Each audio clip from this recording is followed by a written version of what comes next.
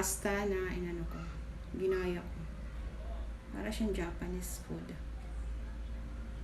First a bite. Thank you God for the food. Amen.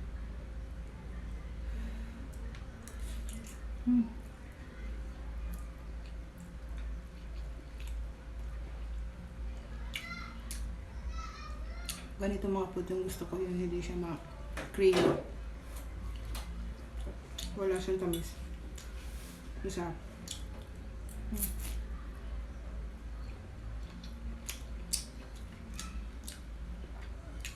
Yummy. Tama-tama eh. Gutom ako. Sarap. At saka itong mga recipe ko na to guys. Pwede ito sa may mga okasyon. Tapos malinamnam. Kasi shrimp. May kaunti siyang spicy kasi nilagyan ko siya ng spicy.